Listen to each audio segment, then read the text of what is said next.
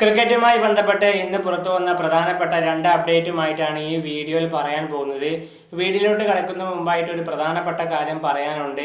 Super റോയൽസിന്റെ ഭാഗമാവാൻ താല്പര്യമുള്ള super റോയൽസിന്റെ WhatsApp ഗ്രൂപ്പിലൊക്കെ ആഡാവാൻ താല്പര്യമുള്ള ആരെങ്കിലും ഉണ്ടെങ്കിൽ, ആ ഒരു ടീമിന്റെ ഭാഗമാവാനും അതുപോലെ മാച്ചുകളൊക്കെ ഫ്രീ ആയിട്ട് കാണാനൊക്കെ താല്പര്യമുള്ള ആരെങ്കിലും ഉണ്ടെങ്കിൽ, ഞാൻ ഈ വീഡിയോക്ക് താഴെ കമന്റ് ബോക്സിൽ ഒരു നമ്പർ ഞാൻ കൊടുക്കുന്നുണ്ട്. ആ വാട്സപ്പ് നമ്പറിൽ നിങ്ങൾ മെസ്സേജ് അയച്ചാൽ മതി. എന്നാൽ വീഡിയോയിലോട്ട് കടക്കാം. ആദ്യത്തെ അപ്ഡേറ്റ് ഇഷാൻ കിഷനുമായി ബന്ധപ്പെട്ടുള്ള ഒരു കാര്യമാണ്. BCCIയുടെ സെൻട്രൽ കോൺട്രാക്റ്റിൽ നിന്നും കഴിഞ്ഞ തവണ പുറത്തു പോയിരുന്ന താരമാണ് ഇഷാൻ കിഷൻ. എന്നാൽ കഴിഞ്ഞ ദിവസം BCCIയുടെ പുതിയ സെൻട്രൽ കോൺട്രാക്റ്റ് വന്ന സമയത്ത് ഇഷാൻ കിഷനെ വീണ്ടും സെൻട്രൽ കോൺട്രാക്റ്റ് കൊടുത്തു. എന്നാൽ ഇതിനെതിരെ രൂക്ഷമായിട്ട് വിമർശനവുമായിട്ട് രവി ശാസ്ത്രി അടക്കമുള്ള പല പ്രമുഖ താരങ്ങളും രംഗത്തെത്തിയിരുന്നു. പല മുൻ താരങ്ങളും ഇതിനെതിരെ രൂക്ഷമായി വിമർശിച്ച് രംഗത്തെത്തിയിരുന്നു.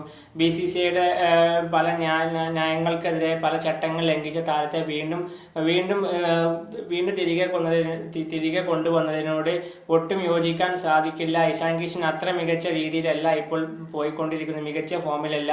ആ താരത്തെ വീണ്ടും സെൻട്രൽ കോൺട്രാക്ട് കൊടുത്തത് ഒട്ടും ശരിയായിട്ടില്ല എന്നുള്ള കാര്യം വ്യക്തമാക്കിയിരുന്നു കഴിഞ്ഞ ദിവസം രവി ശാസ്ത്രി. അടുത്തൊരു അപ്ഡേറ്റ് മലയാളി താരം സഞ്ജു സാംസണുമായി ബന്ധപ്പെട്ടതാണ്.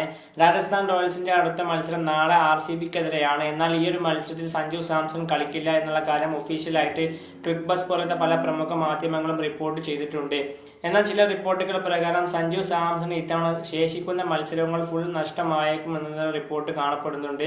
അദ്ദേഹത്തിന് റിക്സിന് പരിക്കാണ്. ആ ഒരു പരിക്ക് അല്പം സീരിയസ് ഉള്ളതാണ്. അദ്ദേഹത്തിന്റെ സ്കാനിങ് അപ്ഡേറ്റ് നാളെ പുറത്തു വരും.